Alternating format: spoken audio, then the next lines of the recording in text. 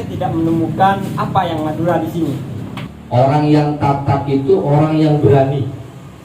Cong, mau tatak pototok, mau lakon kemarin. Keberanian itu harus didasari pada perhitungan. Saya termasuk orang yang tidak tatak dan totok. Tapi kalau sudah disotok dengan uang bisa tatak dan totok gitu ya.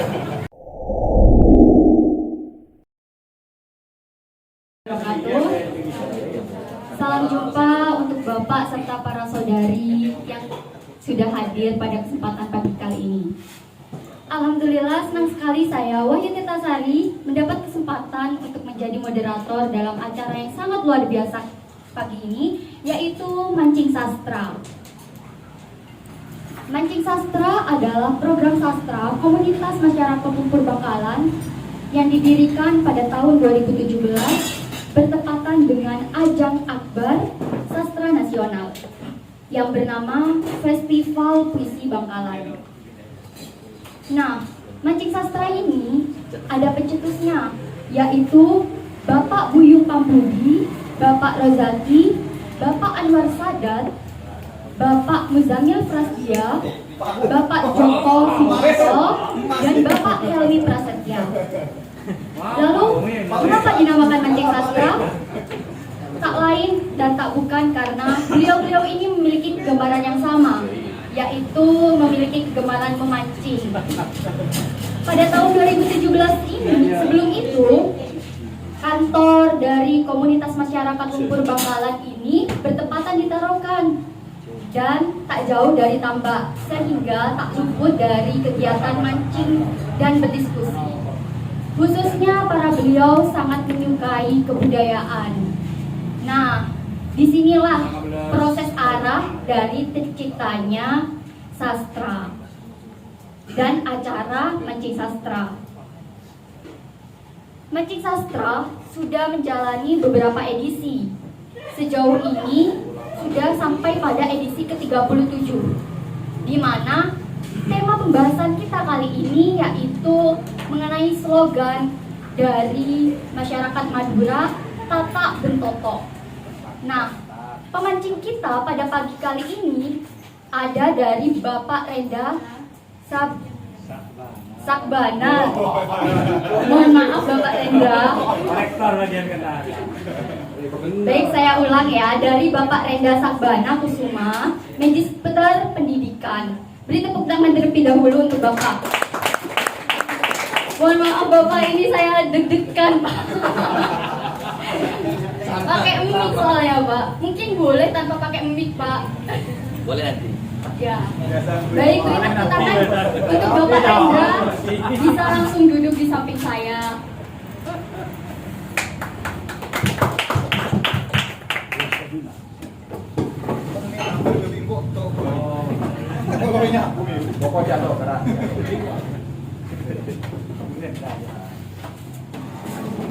Nah, alhamdulillah Bapak Rendra, wah Masya Allah sudah siap sepertinya untuk membawa materi kali ini. Biar saya bacakan terlebih dahulu untuk biografi Bapak Rendra. Bapak Rendra lahir di Sampang tanggal 12 Mei 1984. Pernah sekolah di SD Bumi Anyar 1, SMP Negeri 1 Tanjung Bumi, SMA Negeri 1 Tanjung Bumi, D2 PGSD Universitas Negeri Surabaya, S1 PGSD Universitas Terbuka, S2 Pendidikan Dasar Universitas Negeri Malang. Beliau juga pernah bekerja menjadi guru SD tahun 2006, menjadi guru SMP tahun 2010, juga pernah menjadi guru SMA tahun 2010 juga, Kepala Pusat Karir dari 2017 hingga 2018, menjadi Sekprodi PGSD tahun 2019 hingga 2022, dan hingga sekarang menjadi Kepala UPM. Beri tepuk tangan dong. Mungkin langsung saja Bapak kita menyimak mengenai penyampaian Tatak Bentoto sesuai dengan pendapat dan sudut pandang Bapak. Waktu dan tempat kami persilahkan. Baik, terima kasih Mbak Wahyu atas waktunya. Assalamualaikum warahmatullahi wabarakatuh. Waalaikumsalam warahmatullahi wabarakatuh. yang terhormat para senior, sahabat-sahabat saya, adik-adik mahasiswa-mahasiswi yang pada pagi hingga siang hari ini berkenan datang di acara Mancing Sastra dengan topik bukan tatak ya, tatak dalam bahasa Madura itu tatak bentotok. Karena pengucapan bahasa Madura itu kadang-kadang sedikit berbeda, mungkin jauh berbeda dari bahasa-bahasa yang lainnya. Para senior, sahabat-sahabat dan adik-adik sekalian, saya sangat senang sekali dengan istilah tatak bentotok. Istilah ini sangat menginspirasi saya dalam kehidupan sehari-hari saya, dan nilai-nilai itu saya ambil dari pengalaman pribadi dan juga pengalaman orang lain yang banyak berinteraksi dengan saya. Pertama, kata tatak. Ini orang Madura mengatakan tatak. Orang yang tatak itu orang yang berani. Berani menghadapi apapun yang ada di hadapannya dalam hal yang positif tentu. Berani diikuti dengan tanggung jawab. Berani diikuti dengan keyakinan bahwa apa yang akan kita lakukan itu akan menghasilkan hal-hal yang positif. Karena kita sebagai manusia, sebaik-baiknya manusia tentu harus bermanfaat bagi orang lain. Jadi tatak ini tidak hanya soal berani, tapi keberanian itu akan memberikan kontribusi yang positif untuk diri sendiri dan juga untuk orang lain. Karena dengan berani kita punya prinsip bahwa apapun yang akan kita lakukan yang kita yakini positif, maka tetap dilanjutkan, tetap dilakukan meskipun di lingkungan sekitar Anda meremehkan Anda, mengucilkan Anda, bahkan tidak sedikit yang menganggap pemikiran Anda, persepsi Anda, apa yang Anda kerjakan itu tidak ada apa-apanya. Jadi semua persepsi itu jadikan sebagai semangat, bukan untuk membuat Anda rendah diri dan tidak semangat hingga putus asa. Jangan sampai terjadi seperti itu. Pertama, saya mengalami betul dengan istilah tatak ini ketika saya melanjutkan studi S2. Kuliah S2 itu SPP-nya besar, mahal. Saya sebagai seorang karyawan dengan pendapatan yang sangat sedikit sekali, minim sekali, untuk hidup sehari-hari aja sangat kurang. Namun saya tidak rendah diri dan tidak pantang menyerah. Saya yakini saya ingin lanjut S2 apapun resikonya. Karena saya tatak, saya berani, saya yakin, saya jalani itu sampai selesai, sampai totok. Jadi totok itu sampai dengan selesai, sampai dengan tuntas. Kadang-kadang kita niatnya setengah-setengah. Jadi tataknya itu hanya separuh jalan. Di tengah jalan ada hambatan, belok kanan, belok kiri, bahkan puter balik. Jadi prinsip tatak dan totok itu bagi saya sangat daging sekali. Rekan-rekan dan adik-adik sekalian, keberanian itu tentu dibarengi dengan keyakinan. Keyakinan terhadap apa? Kita sebagai manusia itu harus yakin bahwa takdir Allah pasti yang terbaik. Namun ingat, ketika kaum itu tidak mau merubah nasibnya sendiri, jangan berharap akan dirubah. Maka kitalah yang harus merubah nasib kita sendiri. Untuk bisa merubah nasib harus tatak, harus berani mengambil resiko. Resiko itu kan kemungkinan yang akan terjadi, kemungkinan terburuk yang akan terjadi. Namun dengan keyakinan dalam diri Anda, dalam hati Anda, dengan keberanian yang Anda miliki, semua jalan yang Anda tapaki Anda bisa lalui apapun hambatannya, apapun rintangannya. Dan saya buktikan pada sampai saat ini saya sudah cocok melampaui itu semua. Tapi kalau sudah tidak mau, sudah takut, jelas pasti kalah. Dan Anda tidak bisa move on, tidak bisa melangkah ke depan, tidak akan pernah bisa. Kamu bisa? Tidak bisa. Ya jelas sudah berhenti di situ. Kamu bisa? Bisa. Berani? Berani. Dan itu saya alami betul. Jadi saya menceritakan itu bukan untuk menjadikan kesombongan, tapi sama-sama berbagi cerita bahwa saya bukan dari keluarga yang mampu. Keluarga saya, orang tua saya sudah tidak ada sejak saya kuliah. Tapi itulah takdir itu yang membuat saya sampai pada saat ini harus bisa mandiri, bisa bermanfaat untuk diri sendiri dan juga untuk orang lain tentunya. Jadi pasti takdir itu adalah yang terbaik buat kita. Itu keyakinan itu yang buat kita tantang, berani bahwa Allah akan bersama siapapun yang meyakini terhadap beliau. Jadi tetap dipegang teguh bahwa kita punya Tuhan, punya Allah Subhanahu wa Ta'ala yang akan menemani kita kapanpun, dimanapun kita bisa lalui dengan keberanian, dengan keyakinan, dengan tanggung jawab yang kita miliki. Misalkan saya sebagai dosen yang kuliah lagi harus sampai selesai, harus sampai totok. Karena ketika totok satu hal, maka akan memulai yang lain lagi, yang baru lagi, totok lagi, mulai lagi, sampai totok-totok yang lainnya. Tidak akan pernah berhenti. Totok yang terakhir sampai kita mudah-mudahan meninggal dalam keadaan husnul khotimah. Itu totok yang terakhir. Tata keberanian itu, orang yang berani pasti dia punya keyakinan, punya prinsip, punya pengalaman hidup yang dijadikan dasar-dasar pijakan untuk melangkah. Pasti. Oleh karena itu, berani itu bukan hanya soal bengan, bukan hanya soal siap, saya tidak takut. Tapi lebih dari itu, Anda punya tanggung jawab ketika memilih suatu jalan. Anda harus menatakinya secara bertahap, melaluinya dengan mensyukuri, sampai pada akhirnya Anda menuntaskan tanggung jawab itu secara pribadi.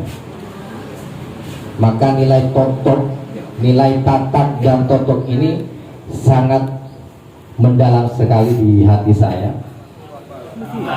Nama saya Abdul Rahman, biasa dipanggil Aab. Saya dari kampus PKIP, Pak. Gini, Pak, setiap orang yang ingin mencapai pada tatak dan totok itu harus memiliki keberanian. Namun ketika seseorang itu sudah memiliki keberanian tapi masih bingung dengan tujuan hidupnya, Pak.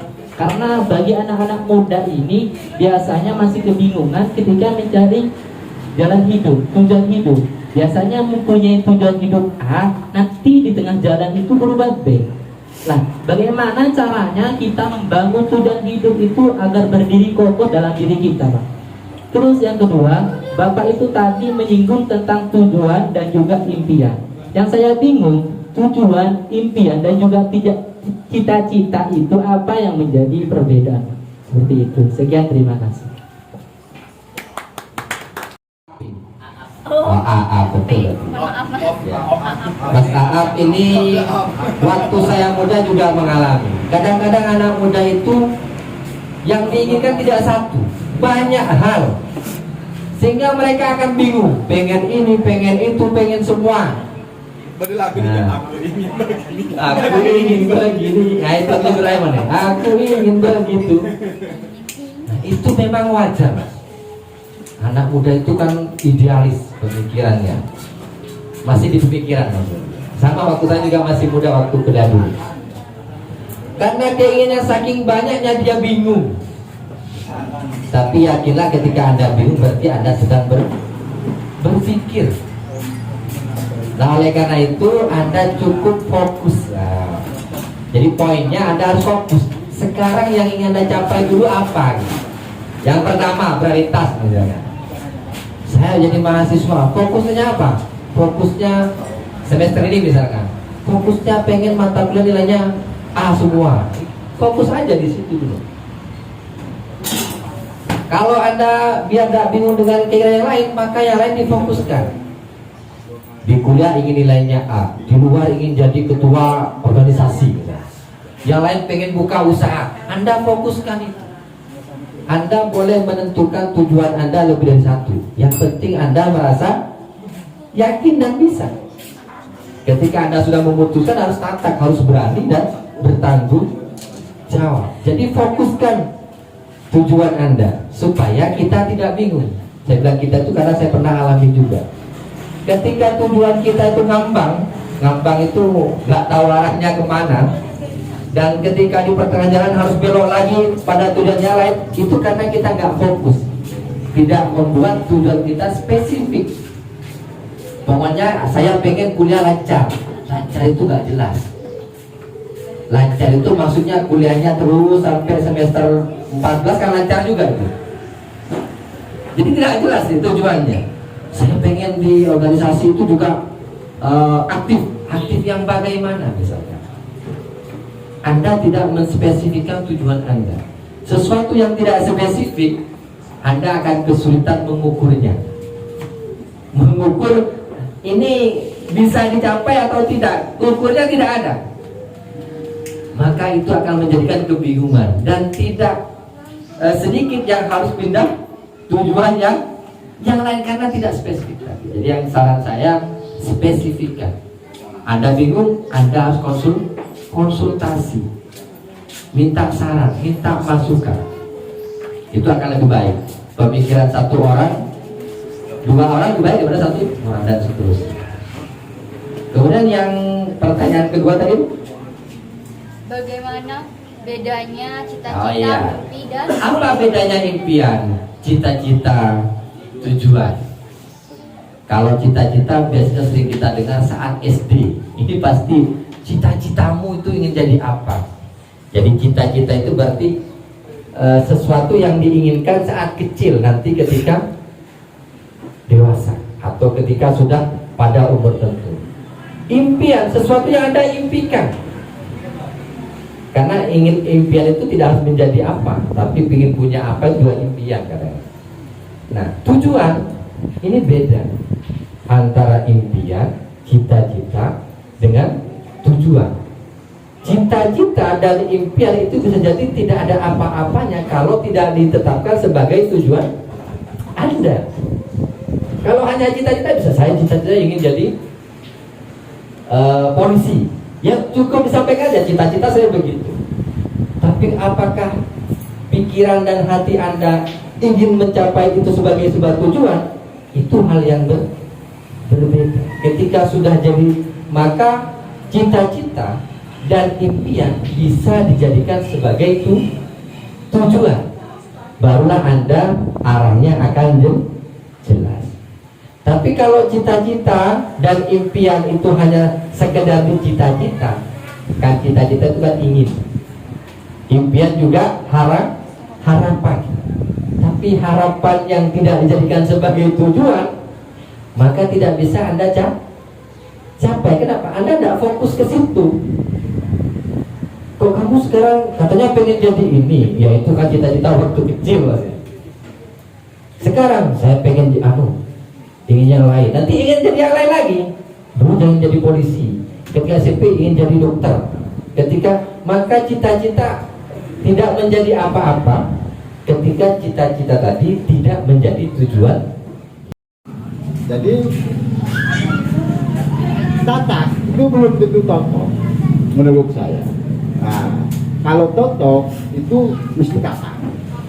Ini menurut gambaran saya. Mungkin Mas bisa menangkap ini dan mungkin mengiyakan apa yang menjadi sebuah pemahaman saya. Jadi intinya tatak itu belum tentu totok, tapi totok itu mesti tatak. Mungkin sekian, terima kasih.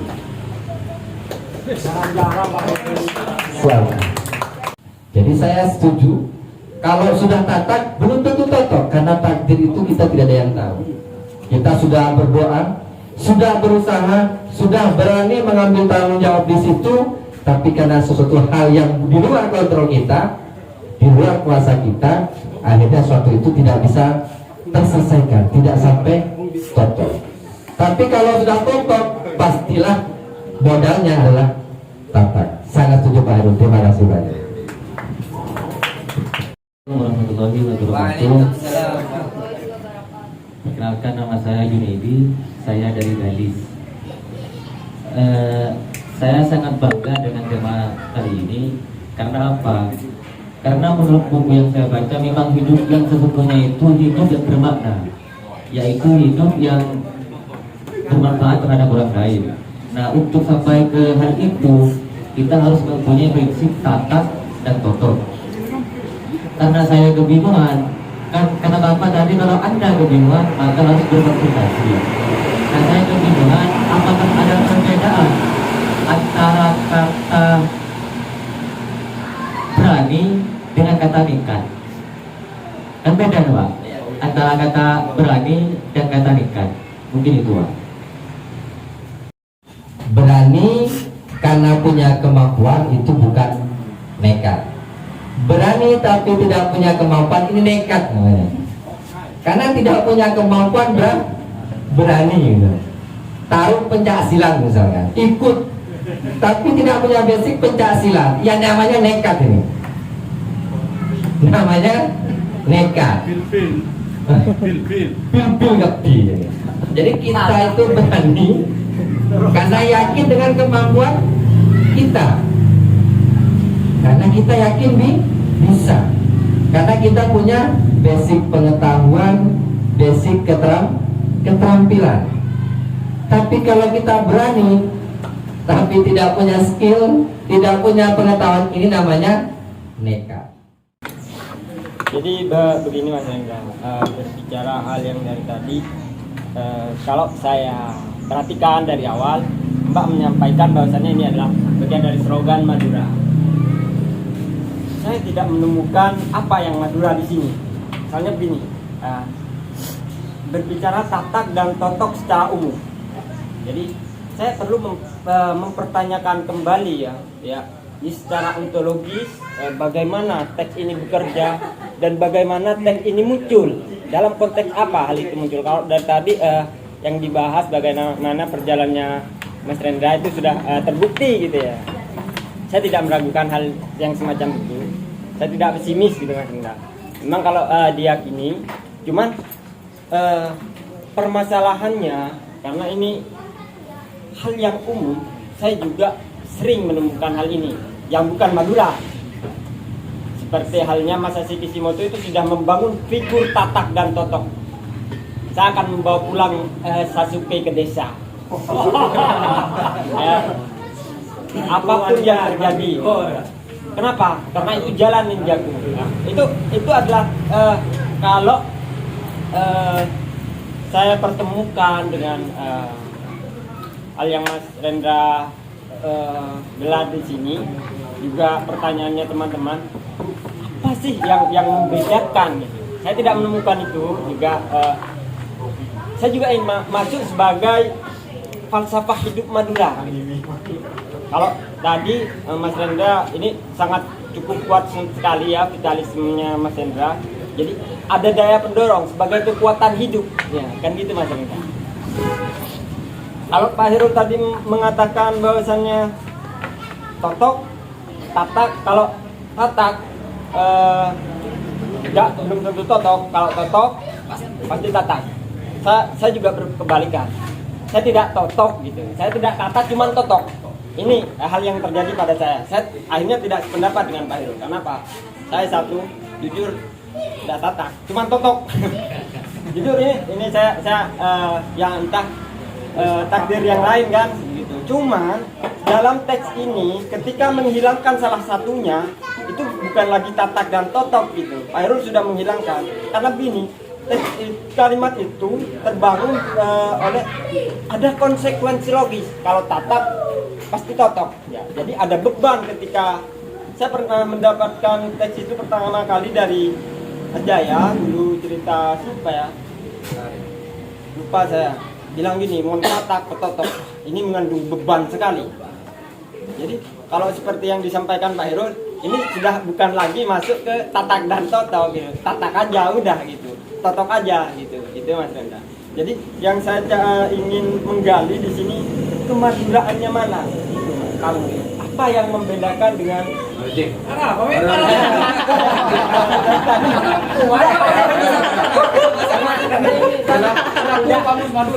tidak harus Mas Rendra, karena Mas Rendra membuktikan, sudah membuktikan beliau gitu. Jadi ada problem pendapat lain, karena ini jadi problem bagi saya kalau permasalahannya hanya di tadi yang dibahas di jalur pendidikan. Pendidikan, Kak, saya berpindah ke figur Naruto, ini bukan pendidikan gitu. Saya ingin menjadi Hokage, saya tidak akan menarik kata-kataku kembali, itu kan tatak dan totok gitu. Nah ini yang dalam konteks apa hal itu muncul, mungkin butuh tatak totok gitu. Jadi tidak hanya berbicara tataknya saja, tidak bisa terpisah ini gitu. Kalau misalkan nggak totok, belum menjadi kalimat tadi itu. Jadi barangkali tidak hanya Mas Rendra atau teman-teman yang lain juga punya pengalaman semacam itu. Karena ini sangat penting sekali bagi saya, bagi ruang lingkup pekerjaan atau kita masuk ke bidang-bidang kapitalis gitu ya. Saya kaum buruh kalau punya pegangan itu, saya ada di atas. Mentatak petotok, kan gitu. Saya di atas kan gitu. Saya bisa manfaatkan tes ini karena saya punya pekerja kan gitu. Nah hal-hal ini kalau misalkan diarahkan ke sana, mungkin sebagai apa ya? Tadi saya ingin mengarahkan ini sebagai falsafah moral Madura. Itu yang saya cari, kemaduraannya di mana? Apa yang membedakan secara umum tadi? Gitu. Saya juga cari teks ini awalnya tatak saya karena bukan keseharian bagi saya cuma muncul di Mas Jaya menceritakan itu, Mas ini orangnya tatak, tatak petotok. Nah ini kan yang menentukan perilaku masyarakat kan gitu. Jadi ini sangat menarik sekali sebenarnya daripada slogan-slogan yang mohon maaf yang ada di billboard di jalan-jalan, kebersihan adalah sebagian dari iman. Mohon maaf ya. Itu apa ini maksudnya? Saya sekali ini lebih bisa diangkat ya, karena ini mempunyai peluang, mempunyai kekuatan gitu. Jadi tidak hanya sekedar motivasi aja dari tadi. Saya ingin menggali kemaduraannya itu aja. Mungkin itu saja teman-teman, ada yang mau menanggapi. Saya tidak akan berbicara tentang isinya, saya bicara dari dari hal-hal yang bersifat epistemologis.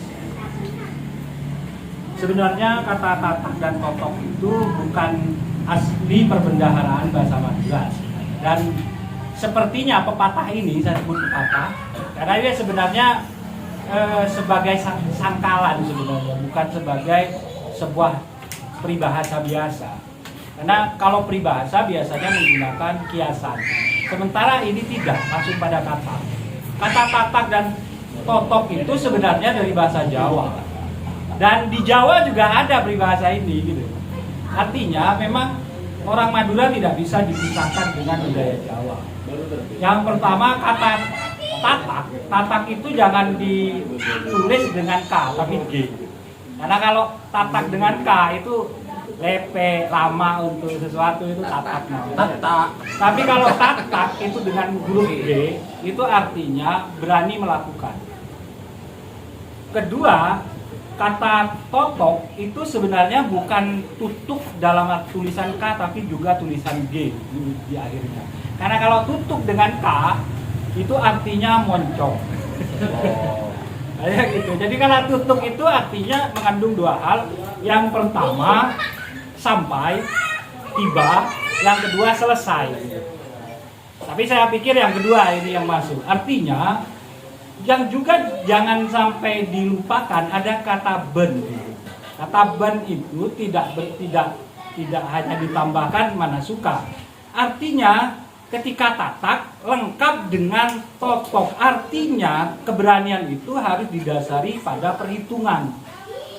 Perhitungan itu bisa bermacam-macam, bisa finansial, bisa menghitung kemampuan diri. Meskipun saya belum di sini, tapi dengan ujung sana saya masih bisa melampaui. Misalnya gini, kalau Anda penghasilannya 500, kemudian Anda berusaha menggapai yang 1000, itu masih masuk akal. Tapi kalau penghasilannya 500, Anda mau menggapai dalam waktu tertentu sesuatu yang 10.000, itu kan tidak masuk akal. Itu nekat namanya. Jadi seperti itu. Jadi jangan dilupakan bahwa peribahasa ini ada kata ben. Ben itu dalam berbagai kebahasaan itu artinya tambahan. Jadi dua-duanya itu dianggap harus ada. Beda dengan atau. Memang perlu diperkenalkan, saya sebagai pekerja seni juga kebetulan sama dengan Mas Heru di Lupa. Pada diskusi kali ini cukup menarik sekali. Kaitannya dengan kata totok, tatak dan totok. Kemudian ada satu hal yang menjadi pertanyaan dari saya. Kalau ini menjadi falsafah atau pemikiran di masyarakat Madura, tentu saja seperti yang diharapkan Mas Joko, paling tidak ada spirit kemaduranya itu muncul. Apa yang menjadi spesifik kaitan dengan istilah kata totok, tatak dan totok itu dalam kehidupan sehari-hari. Orientasi kita mesti ke budaya Madura gitu. Nah sekarang melihat kondisi perkembangan teknologi yang sekarang, melihat generasi kita kaitannya dengan totok dan tatak ini, tentu saja apakah masih relevan falsafah tersebut? Kenapa? Banyak hal yang sedikit agak kontras ketika kaitannya totok dan tatak ini dan target kesuksesan harus dengan cara seperti itu. Sekarang sudah tidak lagi. Semuanya serba instan. Nah, pada saat kita ingin meraih itu, apakah kata tatak itu masih diperlukan? Kenapa? Sistem di luar itu sudah tidak mendukung.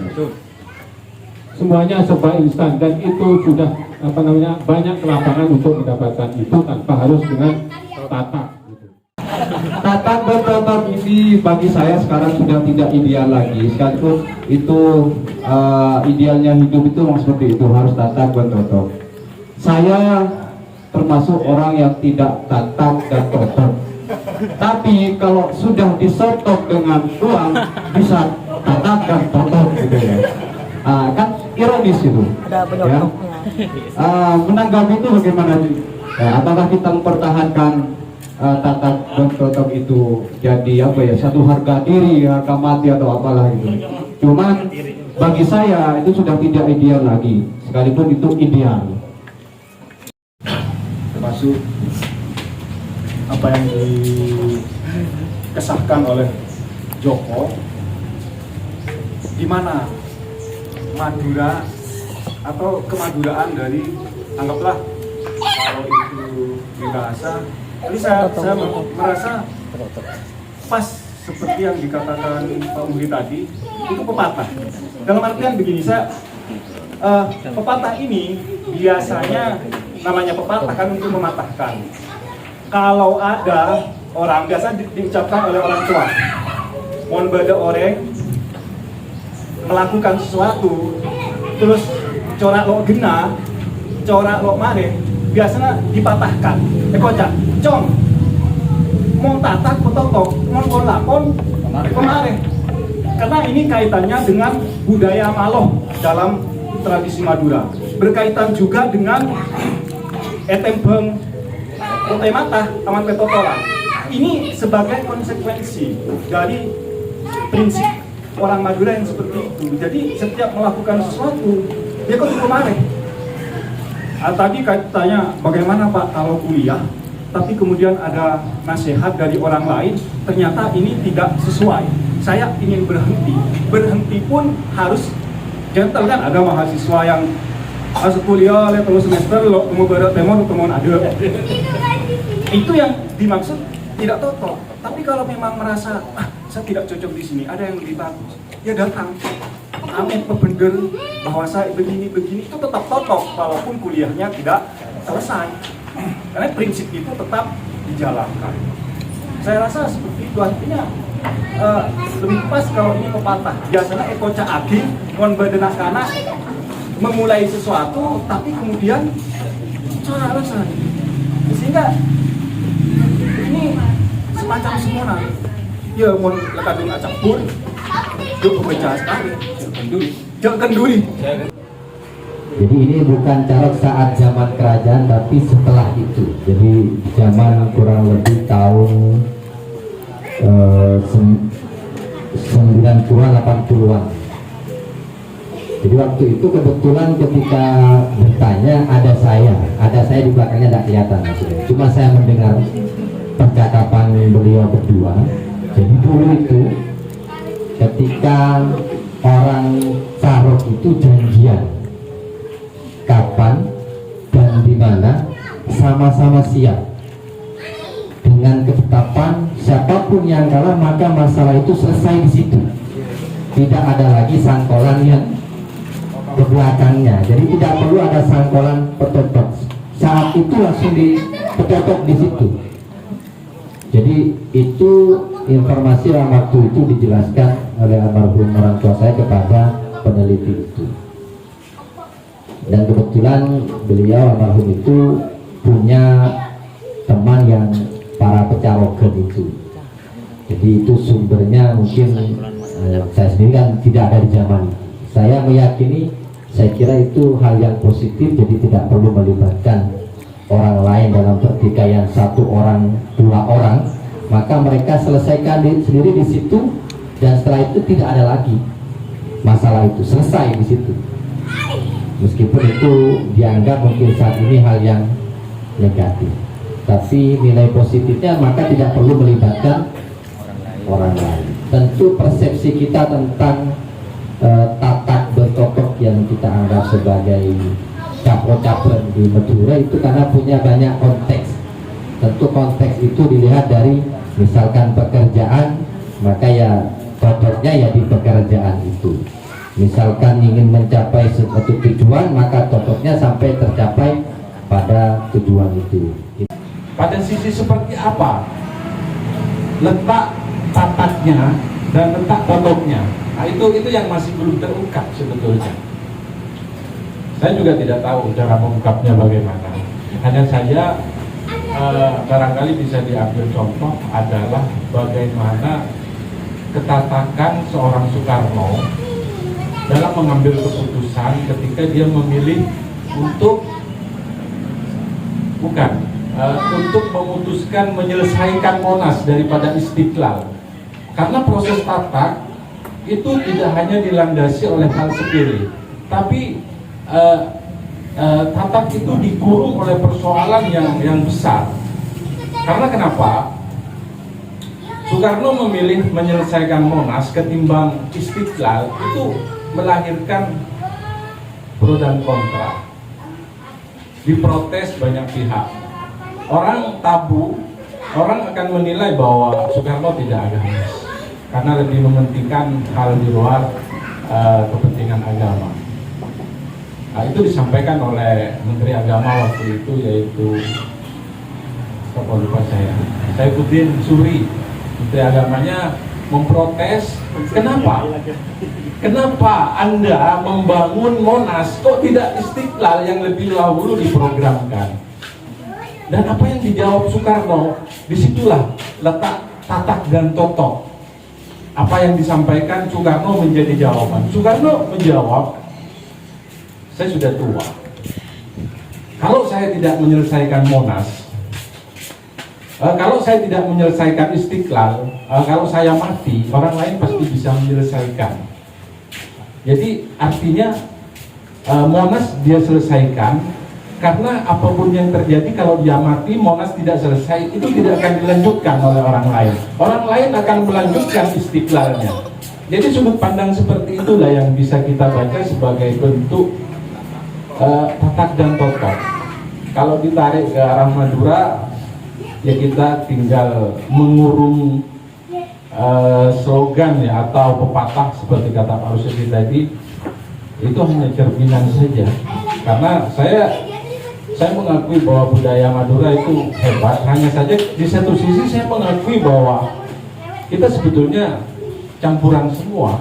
Apa yang tidak campuran? Nama kita itu juga campuran dari luar, tidak ada yang asli Madura. Cuma kita menyadari bahwa pembentukan budaya itu adalah satu kejadian yang bisa membentuk identitas diri wilayah setempat. Misalnya kita tahu bahwa sarung itu bukan asli Madura. Sarung itu produk Yaman, dibawa ke Madura, tapi itu menjadi identitas. Kenapa menjadi identitas? Karena sudah terjadi pembentukan. Jadi bukan penciptaan. Pembentukanlah yang melahirkan budaya, bukan penciptaan. Jadi itu tidak ada ayat kali ini yang dapat saya sampaikan. Amin. Terlebih dahulu dong, udah siang nih, udah pada capek semua. Semoga bermanfaat untuk semua. Kurang lebihnya dari saya mohon maaf. Apabila ada kesalahan dalam berbicara atau menyebutkan nama yang kekeliruan, mohon dimaklumi dan dimaafkan Bapak. Pak Herman ya? Pak Herman ya? Maaf Pak. Saya Wahyu Deprasari sebagai moderator pamit undur diri. Sebelum ditutup saya ada sedikit pantun. Saya bukan aura kasih, sekian terima kasih. Wassalamualaikum.